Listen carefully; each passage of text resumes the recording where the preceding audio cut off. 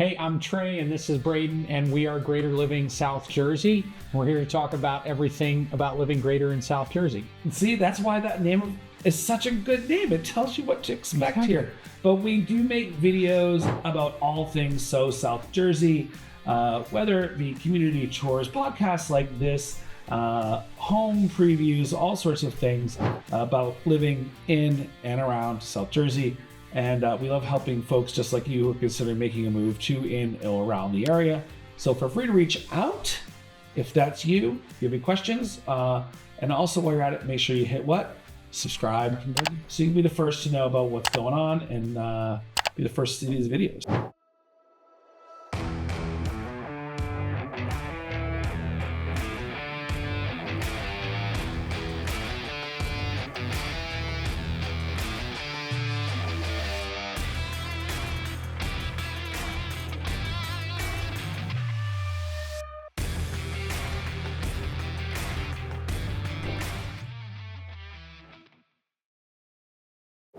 New Jersey has 4 real estate seasons. The first is spring, right? Kicks off Super Bowl Sunday, traditionally goes through Memorial Day, traditionally July, boom, everybody goes to the beach, buyers, sellers, and agents, and the real estate market sort of is a little sleepy, for July and August. And now we're in the fall, which is the second spring market before the fourth season, which is winter, which is also very quiet as well. So compared to last year, what did you see as the big difference between spring market and summer markets? I think everything kind of was maybe pushed back like a couple of weeks. Right? Like I felt like spring started a couple of weeks later. Very fair. And I'm trying to remember now, like it wasn't, I think just things started a little bit slower. I think there was a lot of stuff because rates were still really high at the time and everything, and there was they plummeted last November. We saw that big single day drop in 30 years, and then they kind of ticked up a little bit, and I think that caused people to say, hold on, took a breath for a little bit. Let me see what this is really going to be. And it wasn't really until like halfway through March then is when we actually started seeing things start to kind of happen, and people really started pulling the trigger on things and putting things on the market and stuff like that. And then it lasted a little bit longer past Memorial. I mean, we had super busy June. This June, July was our best months yet, hands down. And, I think, again, with coming out of summer and going into fall, I think even that is still a little like, it didn't have the same kickoff time that we were necessarily expecting, but the trajectory is still there as it normally would be. Obviously, the difference between fall and spring, I think, like you say, it's like the mini or second spring market. It's like that second wave. It's not quite as big as the first, but still going to be a big wave.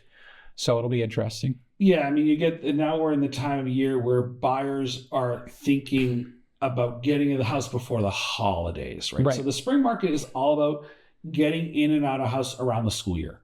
People want to be in their new house before summer so they can get settled prior to the new school year ending. And then people are also selling their houses because they no longer need the big giant house because the kids are going off to college and they're empty nesters and they're downsizing.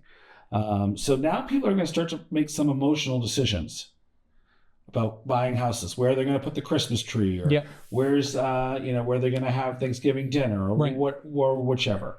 The thing that always surprises me is that I find that buyers in the fall, they get good financial deals.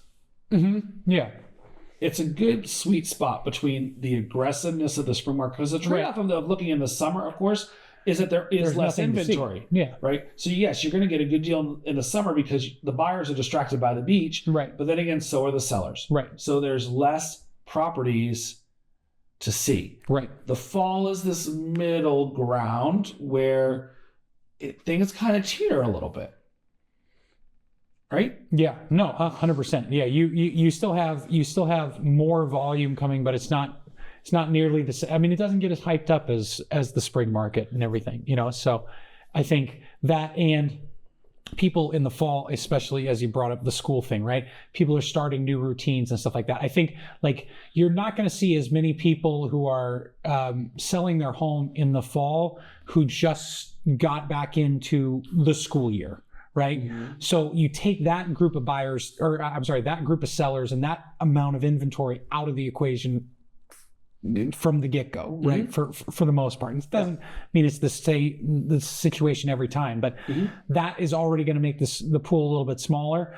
But then it's also like, again, like you're saying, is people are getting ready for and it's interesting that you bring up the whole thing about getting ready for the holidays, because we just closed on our house, but we closed in the summer. And so we bought it in the spring. There was almost no talk of where we're going to put holiday stuff. And this week, Nicole started asking, like, where are we going to put the tree? Right? Of course. That's exactly the conversation that people have around this time of year. So, can we fit enough people here for Thanksgiving, etc.? Do you think that if you are thinking about selling your house, do you think that fall is still a good time to sell? Oh, yeah. Yeah. Because, again, it kind of like you're saying about, so it's a sweet spot for buyers because there may not be as much competition or as much inventory, but you can still, get some of those like incentives and deals a little bit because the speed is just not quite as fast, right? Mm-hmm. And it's not as hyped as much, but also too, it's one of those things where for a seller, right, the buyer that is committing to buying your house, like they are trying to get things prepared for family occasions and things like that. So they're like, there's a level of commitment where there's like almost, if they dive into that, there's going to be a point of no return almost. Yeah. If you're doing the buy sell thing, fall's a really good time to do that because you get a good mix of inventory that's available and a little bit slower pace than the so you can have some time of spring, right? Yeah. So definitely a good time to start looking and get a good deal before the end of the year for sure. Right. Now, one thing that will be interesting about this year in particular, though, because we are coming up on the election, I think there's definitely going to be a much larger pool of people who are like waiting to see what happens on things because of interest rates being where they are. Of course, that's always interesting because it's like, well, if you wait till the interest rate is exactly what you want, there's probably other people who are waiting for the interest rates as well. To go up, yeah. And so when you get to the point where you see the interest rate getting exactly where you want to go, that's also probably the same number that 10 other people were looking for, and they're going to start to try and go jump on that house as well. So exactly. So definitely a good time to start thinking about buying or selling. You might get the rare unicorn without all the competition. So thank you guys for tuning in. We'll see you guys real soon. Make sure you hit that subscribe button so you're the first to know about videos hitting your inbox, and keep living greater every day, folks. Bye.